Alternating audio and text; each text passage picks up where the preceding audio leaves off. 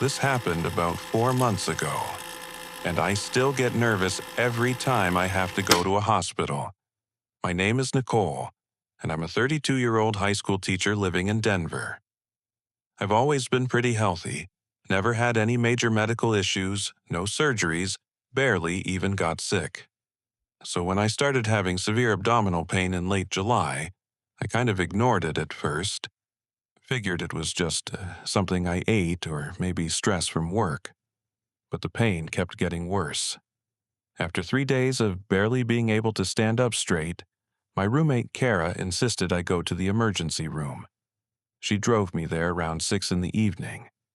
By the time we got there, I was in so much pain I could barely walk. The ER staff took me back pretty quickly, which I later learned meant they thought it was serious. They ran a bunch of tests, blood work, CT scan, the whole thing. Around 9 at night, a doctor came in and told me I had appendicitis. My appendix was inflamed and needed to come out soon, probably within the next few hours. They said they'd prep me for surgery and get me admitted to a room afterwards for observation. Kara stayed with me through all of it.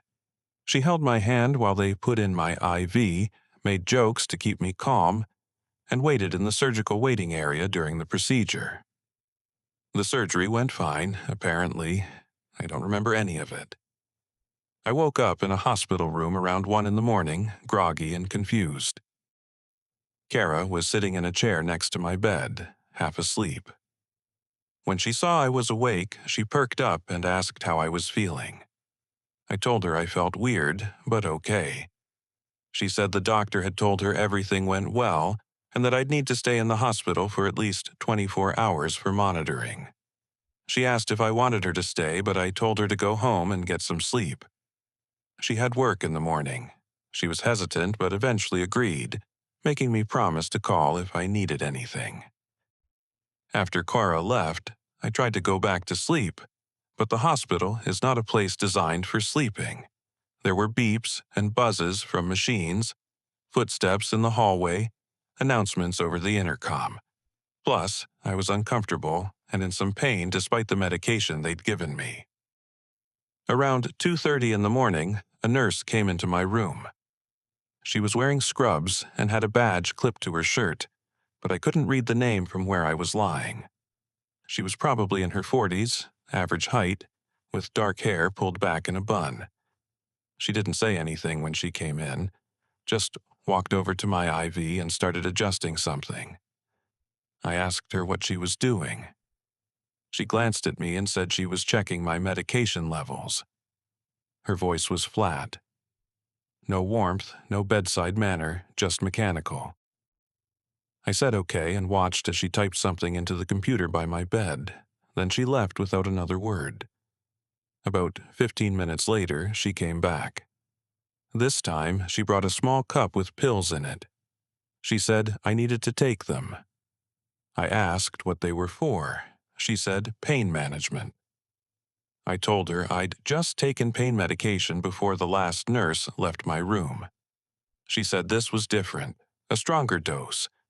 I asked to see the bottle or some kind of label, because I'm always careful about what medications I take.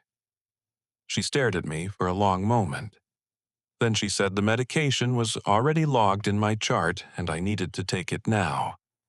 Something about the way she said it made me uncomfortable. It wasn't a request, it was a demand. I said I wanted to talk to the doctor first. She said the doctor wasn't available and that I needed to follow medical instructions. I'm not usually a difficult patient, but something felt wrong. I refused to take the pills. She set the cup down on my bedside table with more force than necessary and left the room. I could hear her footsteps retreating down the hallway, and they sounded angry, heavy and quick. I lay there feeling uneasy. I pressed the call button for the nurse's station. After a few minutes, a different nurse came in. A younger woman, maybe in her late 20s with blonde hair and a much friendlier demeanor. She asked what I needed. I told her about the other nurse who'd just been in my room trying to give me medication that I hadn't been told about. The blonde nurse looked confused. She checked the computer and said there was no new medication order in my chart. The only pain medication I was supposed to get was what I'd received at midnight, and I wasn't due for another dose until 6 in the morning. I described the other nurse to her.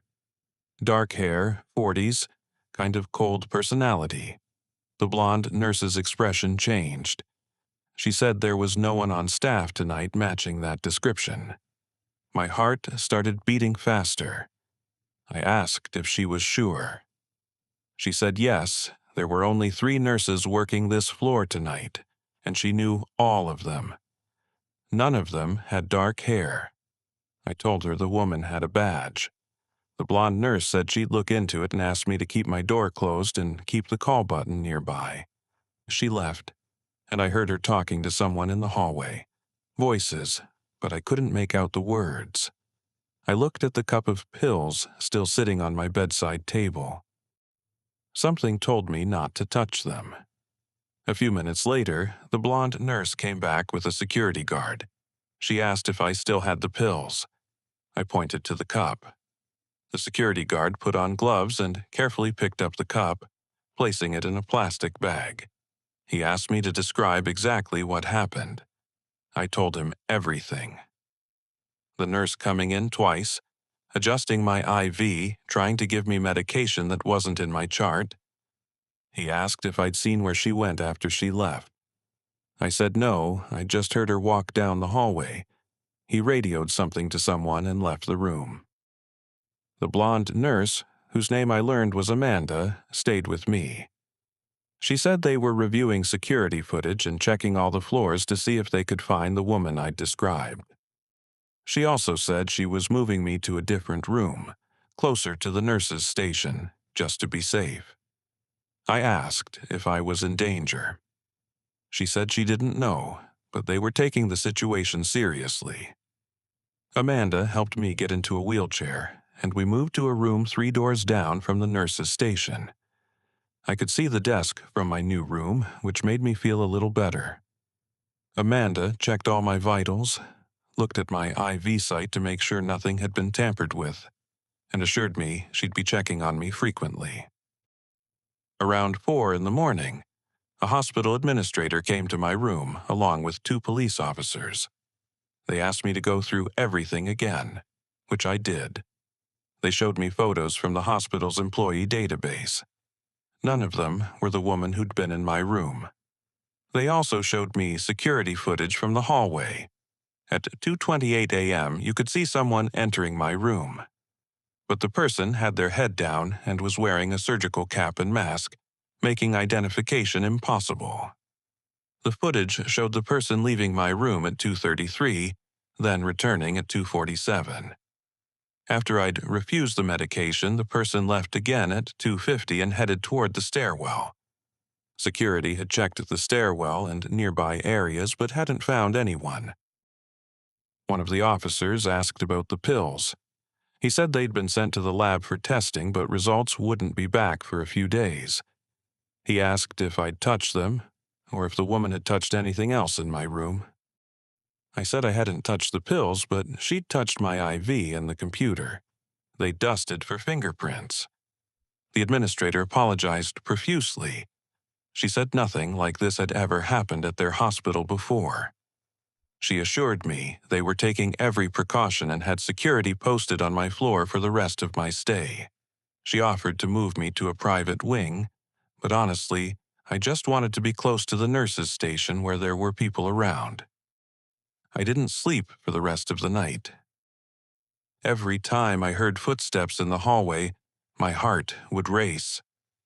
Every time someone came to my door, I'd tense up until I could confirm it was someone I recognized. Amanda stayed close by, checking on me every 30 minutes. The next morning, my actual doctor came by for rounds. He'd been briefed on what happened. He examined me, said my surgery site looked good, and said I could probably go home that afternoon if I was feeling up to it. I said I definitely wanted to leave as soon as possible. He understood. Around noon, the police came back. They said the pills I'd been given contained a sedative. Not a normal pain medication, a heavy sedative, the kind used for pre-surgical procedures. If I'd taken them, I would have been completely unconscious within minutes. They asked if I had any idea why someone would want to sedate me. I said I had no idea. They also said the fingerprints on my IV and computer didn't match anyone in the hospital's employee database.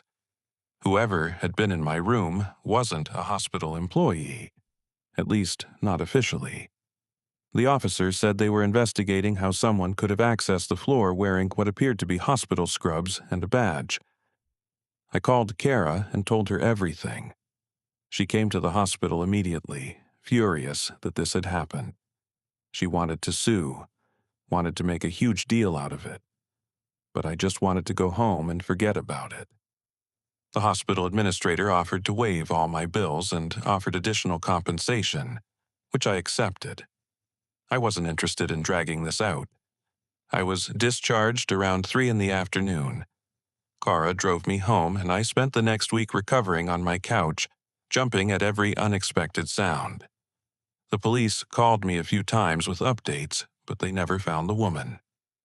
They checked hospital security badge records and found that a badge had been reported missing 3 weeks earlier. It had belonged to a nurse who'd recently quit.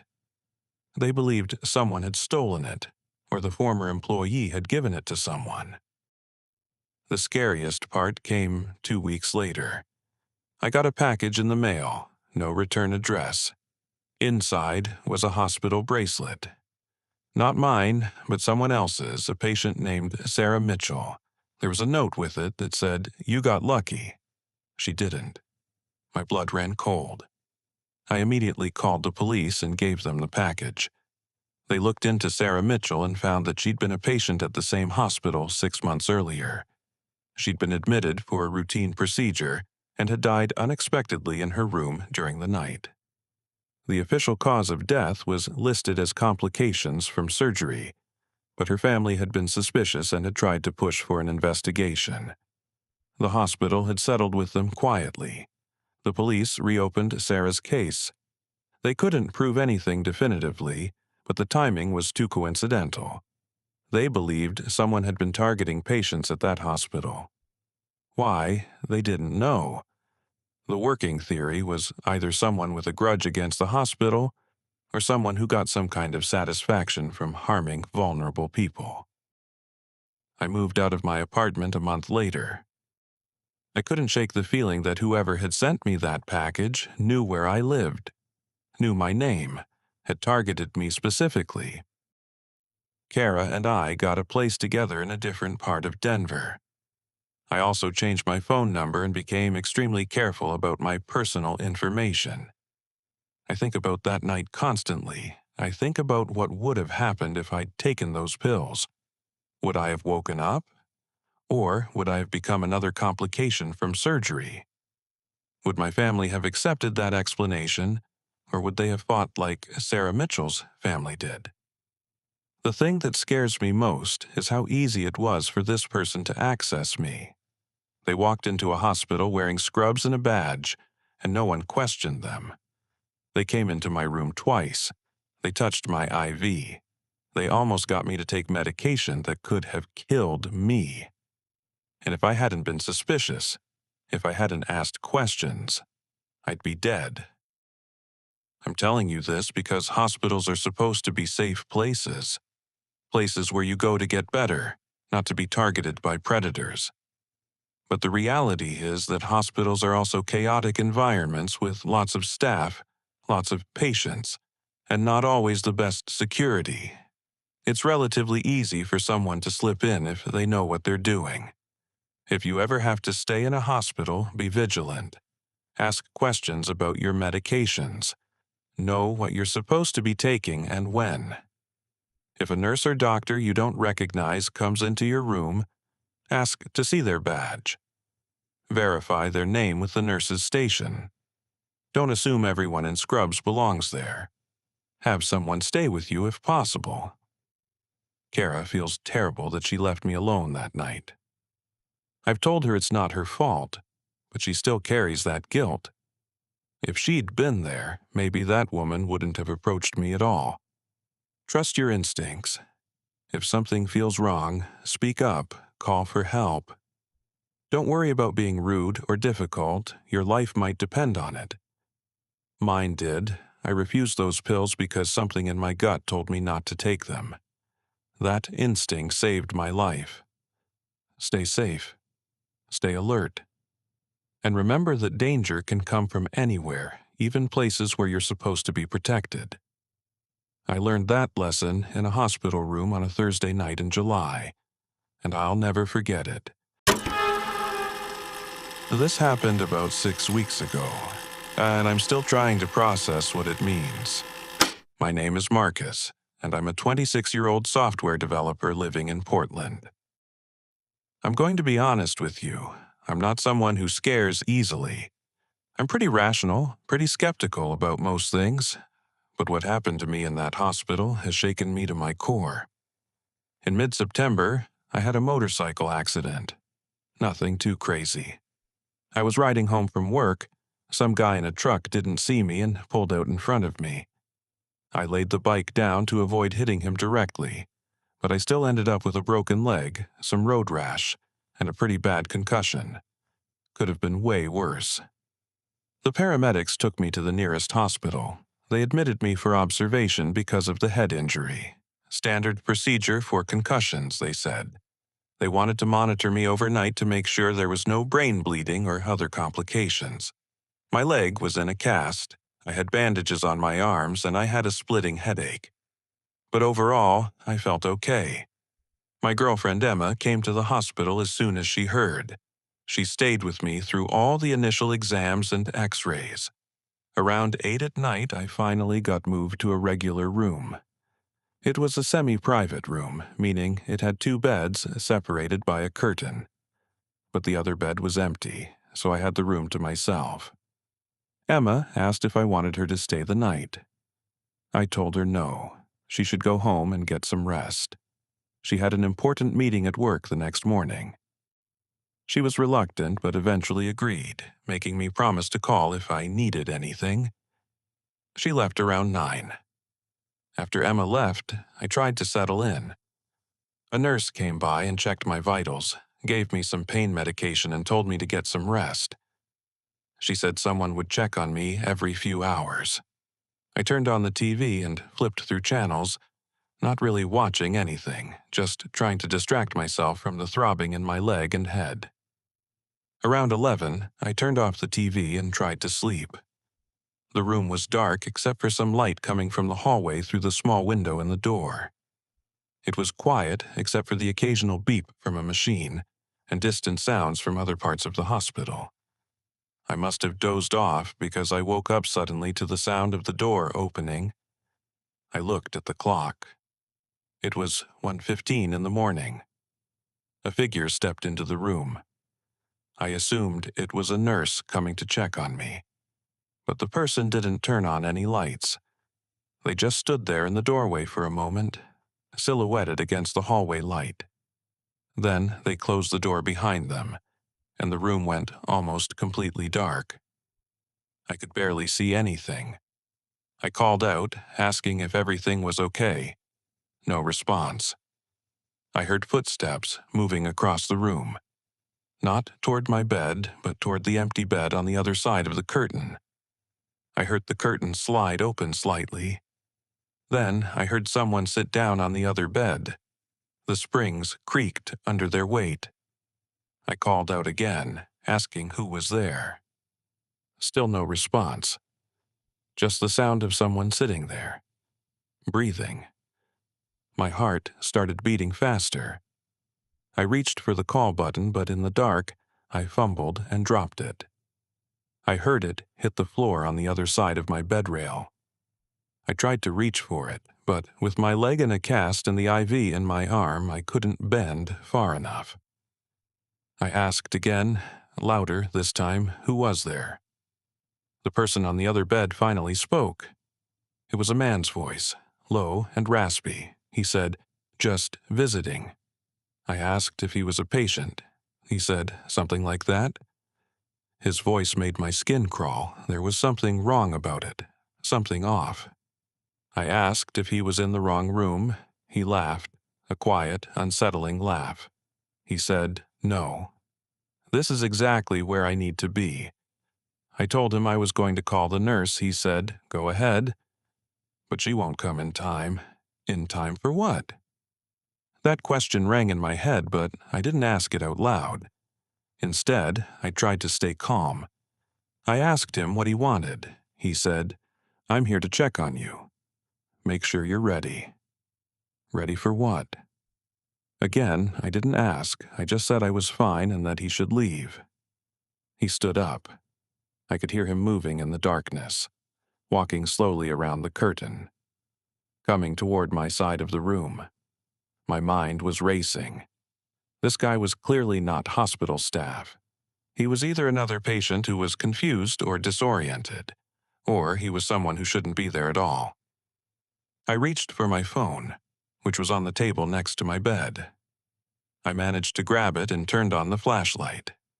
The sudden bright light illuminated the room, and I saw him.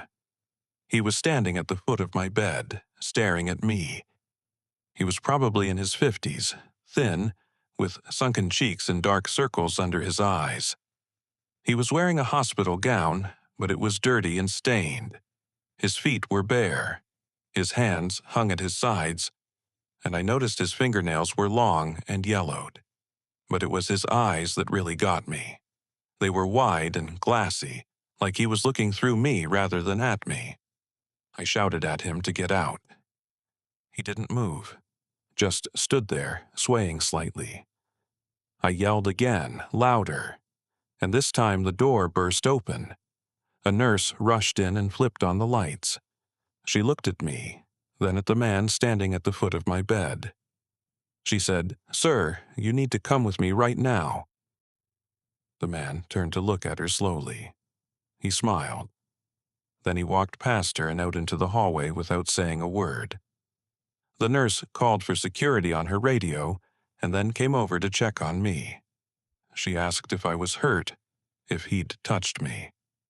I said no, but he'd been in my room for several minutes and had scared the hell out of me. She apologized and said she'd find out who he was and how he'd gotten into my room. Another nurse came in to stay with me while she went to talk to security. I was shaking. Not from pain, but from adrenaline and fear. That man's eyes, the way he'd looked at me, the things he'd said. About 20 minutes later, the first nurse came back. Her face was pale. She said they'd reviewed the security footage from the hallway. According to the footage, no one had entered or exited my room between the time she'd checked on me at 11 and the time she'd responded to my yelling at 1:15. I told her that was impossible. The man had come through that door. She said she believed me, but the footage didn't show it. She also said security had searched the entire floor and couldn't find anyone matching the description I'd given. No male patients in hospital gowns, no one with bare feet. It was like he'd vanished. She asked if I was sure about what I'd seen, if maybe the pain medication or the concussion had caused me to hallucinate. I insisted I'd been wide awake and that I'd seen him clear as day. A security guard came to my room and took my statement.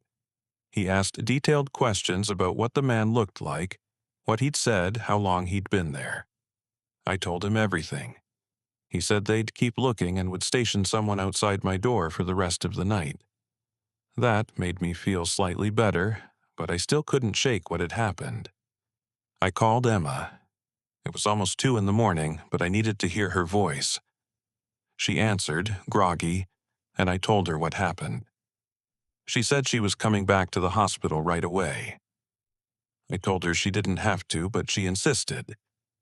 She arrived 30 minutes later and didn't leave my side for the rest of the night. The next morning, my doctor came by for rounds. He'd been briefed on the incident. He checked my pupils and asked me questions to assess my cognitive function. He seemed concerned that I might have had a hallucination related to my concussion. But all my tests came back normal.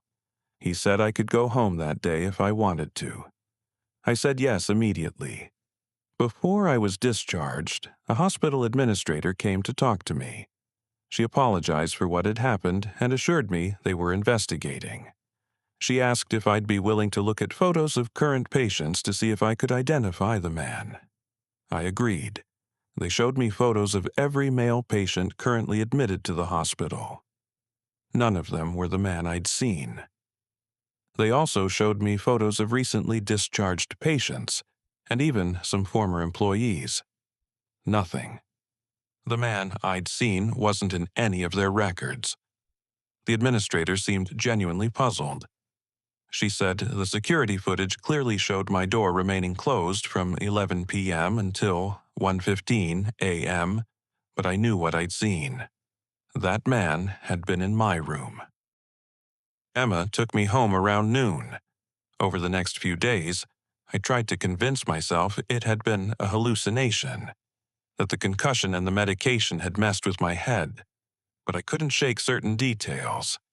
The way the bed springs had creaked when he sat down, the sound of his voice, the smell in the room after he left, a musty, stale smell. Those things felt too real to be hallucinations. About a week later, I got a call from the hospital. It was the administrator.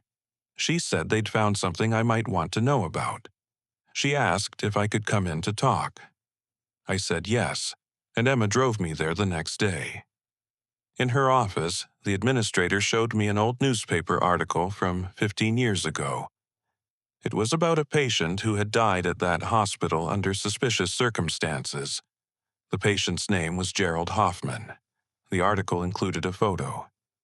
As soon as I saw it, my blood went cold. It was him, the man who'd been in my room. Older in my memory than in the photo, but definitely the same person. The administrator explained that Gerald had been admitted for a minor surgery but had developed complications. He'd become increasingly paranoid and aggressive, claiming someone was trying to hurt him. One night, he'd left his room and had been found dead in a stairwell. The official cause of death was a fall, but there had been questions about whether it was accidental or if something else had happened. I asked why she was telling me this. She said that over the years, there had been occasional reports from patients and staff about seeing a man matching Gerald's description in that wing of the hospital. Always late at night. Always in or near room 314. The room I'd been in. The reports were rare and usually dismissed as stress or exhaustion. But my description had been so detailed and matched so many others that she thought I should know. I asked if she believed in ghosts. She said she didn't know what she believed, but she knew that something strange happened in that part of the hospital sometimes. She said they'd tried to investigate over the years but had never found any concrete explanations. I thanked her for telling me and left.